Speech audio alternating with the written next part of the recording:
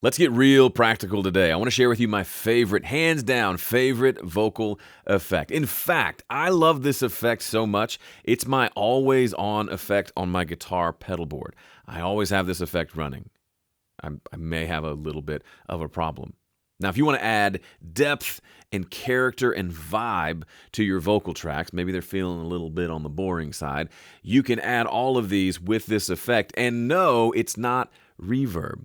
This effect works really well for rock music, folk music, but I love it so much, I really try it on everything, like a good hot sauce. So in this video, I'll show you exactly what the effect is and exactly the settings that I recommend you use. If you don't have any tracks to practice this on, I invite you to go get some free tracks at homestudiocorner.com/MT. This is a series of videos I created called Mixed Together, where I give you a bunch of tracks to download for, I believe, 3 different songs, and then there's a free video series, me walking through the mix on each of them. Go get some free tracks there so you can try what I'm about to show you. So what problem are we trying to solve with this effect? Vocals can sometimes feel too naked in the mix. You might have a perfect vocal mix from a compression and EQ standpoint, but it still just feels bare, exposed, kind of just weird and on its own. Some styles of music, it needs a little something extra. And for a lot of people, that something extra is reverb. But for some songs, like a nice rockin', driving tune,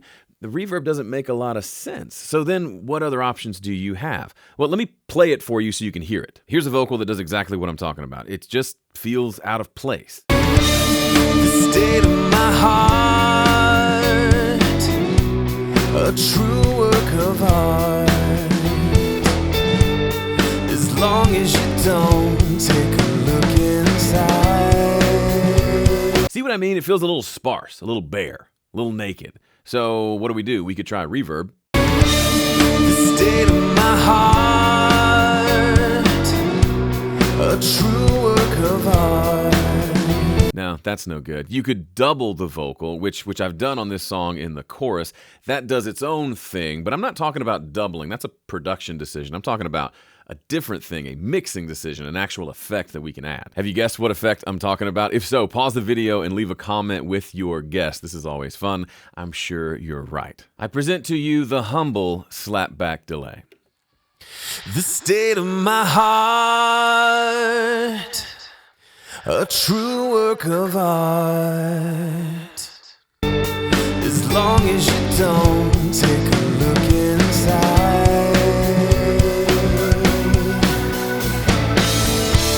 So what is slapback delay? It's an old school effect dating back many decades ago. So when I hear that train a-coming, I hang my head and cry.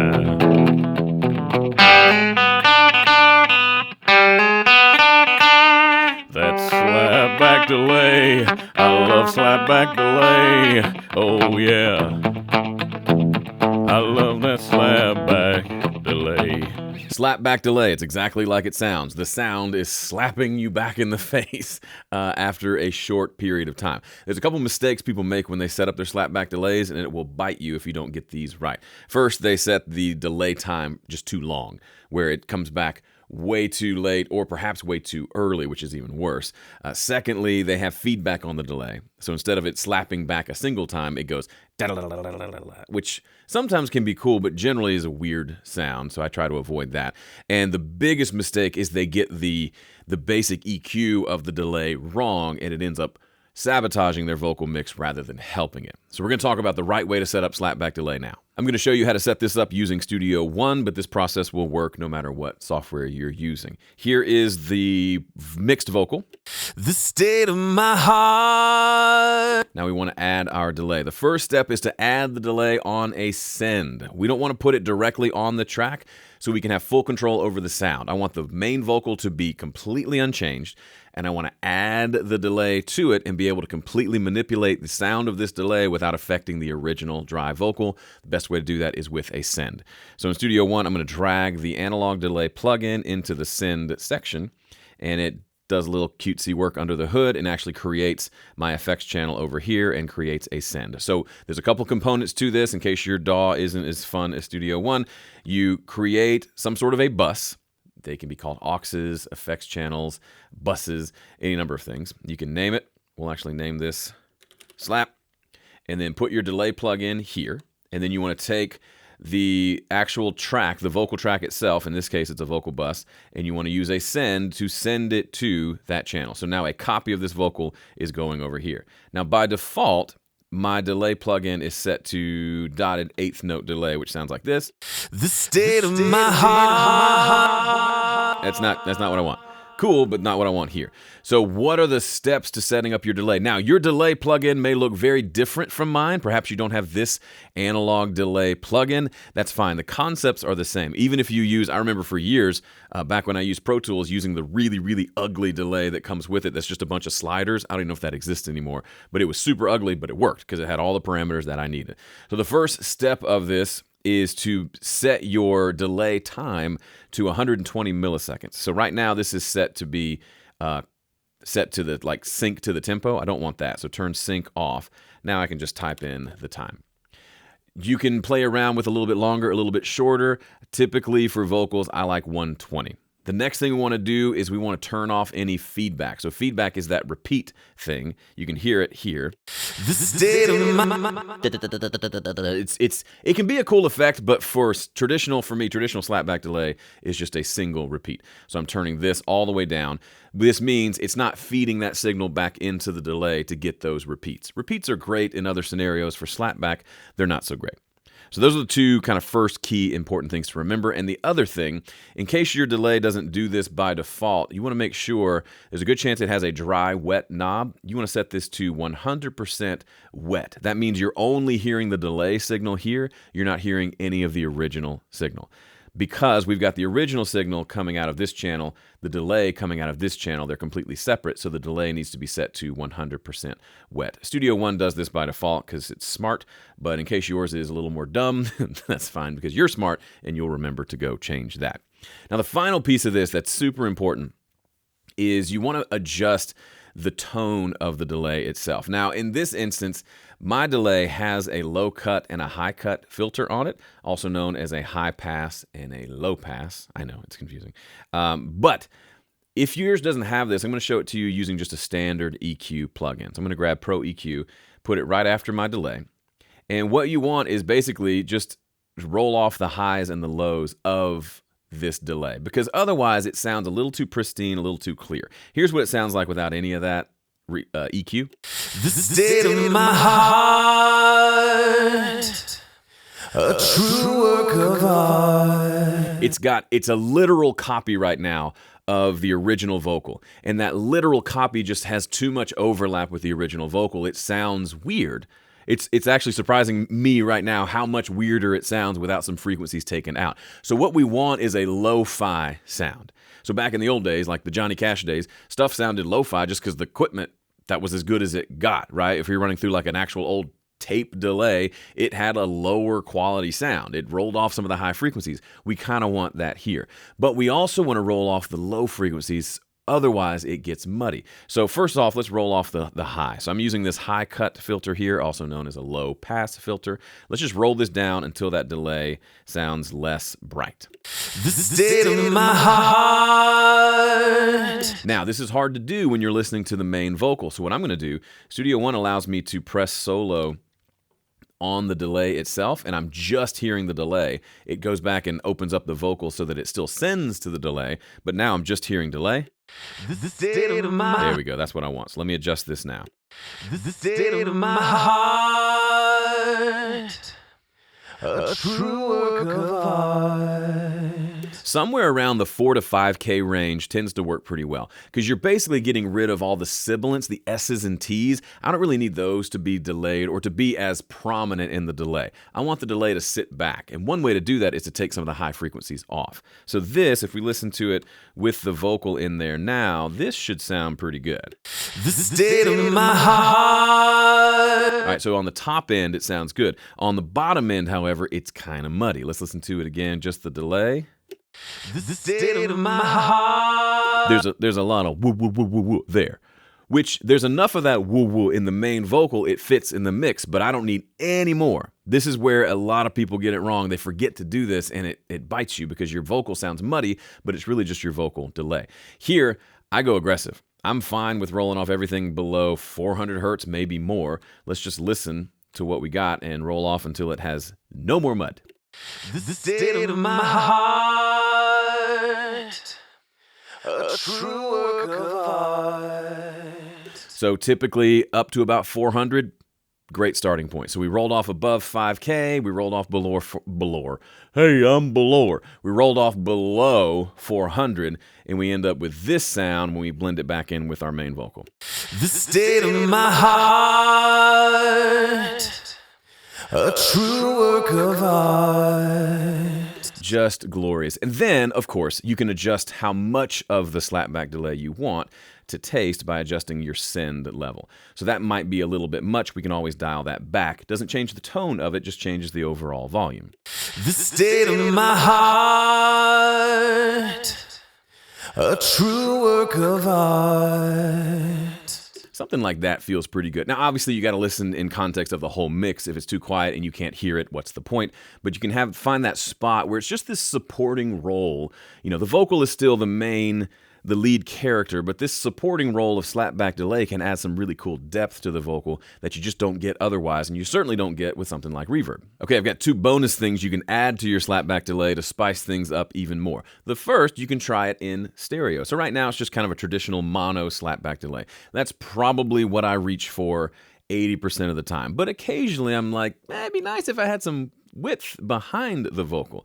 Thankfully, in Studio One, the analog delay actually has that built in. So I can set this width to, it's got a width control, and set it to, I think, some or 2 channel. And just by turning the width all the way up and hitting play, we should hear a wider slapback delay now. The state of my heart. The way it's doing that is it's literally delaying both of them different amounts of time. So I don't know what it is. I would guess one is around 100, maybe the other's around 140, so the average is around 120 where I have it set. I'm sure in the manual it might tell me, but this gives me instantly a wide-sounding slapback delay that can be really cool in the overall mix. The state of my heart. That one's a little bit loud, but you get the idea. We could dial that down a little bit. If your system doesn't have that option, the ping pong type thing that's sending it at different times to different sides, you can manufacture this yourself using just the features inside your DAW and some clever routing. This is how I would do it in Studio One. You'll have to figure out the workings of your own. If you have a delay called like dual delay that gives you control of the left delay time and the right delay time, you're all set. Just set one of them, set them exactly the same like I've already showed you, then set one of them to maybe go 20 milliseconds down, the other one go 20 milliseconds above that 120, so 100 and 140, let's say, or 110 and 130, and then now you've got your stereo slapback delay. In Studio One, if I had another delay that didn't have that width control, but I really wanted to use it, I could use 2 of them using the splitter tool, to where this is the left channel, this is the right channel, and then I just set the delay on each of them independently. So here I would set 1 to 140, 1 to 100. Now I've got a stereo slapback delay. It's a little bit convoluted, but it's certainly doable. One thing to keep in mind with this, you got to be careful when doing delays on the sides to create stereo. The reason this works is because the main vocal is still up the middle. It's still holding down the mono compatibility of the signal. So adding in a little bit of stereo-ness underneath isn't going to throw your phase things off like it would if you were trying to take one guitar, move it to the left, and then send it to a delay on the right to fake your way to a doubled sounding guitar. That doesn't work well. Keeping the thing up the middle and then adding a stereo delay to it, that can work. But having one on one side and one on the other, that starts to get dangerous. You run into phase issues. We don't have time to dive into that in this video. Just know to be careful. Here's one more cool trick to spice up your slapback delay even more: add distortion. Now, to be fair, this delay actually has distortion built in. You probably saw this drive knob that adds a little bit of grit to the signal. That's wonderful. If yours does not, you probably have access to some sort of a distortion plugin. I've got one called Red Light Distortion. Just put that at the beginning of the delay chain before it hits the delay, so all the signals going into the delay have some distortion. And then you can solo your delay channel, turn off the other plugins for a second, dial in some cool distorted tone. The state of my heart, a true work of art. As long as you don't take a look inside,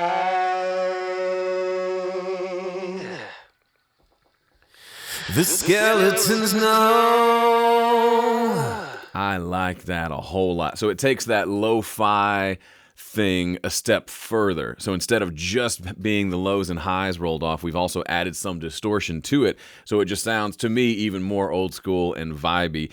Obviously, be careful, but blended at the right amount in the mix, this can just make a super vibey tone that gives me goosebumps on your vocal. Final piece of advice. When you add things like this, you can sometimes add problems to your mix. I mentioned before, you've added the delay, and then later on you think, oh, my vocal sounds muddy. Be careful when you go to adjust your vocal mix, because the problem might be your delay. So one of the best things you can do before you adjust anything on your vocal, like moving an EQ or compressor or whatever, especially if it's like a muddy issue, turn the delay off for a second. So listen to your mix, hone your ear in on the problem that you hear, some muddiness in the vocal, turn the delay off for a second. If the problem goes away, now you know the problem is the delay. That rhymed. If the problem goes away, it must be the delay. Anyway, now that you know that, you can go solo the delay and use EQ or a high-pass filter or something like that to take out some of the muddiness. Now, the way I set things up, I already have the low and high-pass filters there because I've experienced that problem before. So typically, I don't run into it too much. But occasionally, something like what we have here, we put a Pro EQ with a high pass at 390, perhaps on a mix that's still too much low end. Then we would come in and we would EQ the delay a little bit more to make sure that muddiness isn't there. There's a thing with both reverbs and delays where even if your main vocal doesn't sound muddy, something about the way that vocal interacts with that effect sometimes produces some lower frequencies that you didn't know were there. That's why I EQ after the effect, so I get no surprises, no surprise extra low end coming through, and I can shape that sound exactly how I want it. All right, so I got to know, what is your go-to vocal effect? Leave a comment and let me know. Also, don't get me wrong, I love reverb. It's just sometimes reverb takes a backseat to slapback delay in some of my mixes, especially more aggressive stuff that has a little bit of a vibe, that generates a bit of a stank face. Slapback delay is my go-to. I at least try it almost every time to see if it fits the song. If you like this approach to delay, you'll probably want to see my approach to reverb. You can check out this video for my 5 rules to reverb. Thanks for watching. See you in the next one.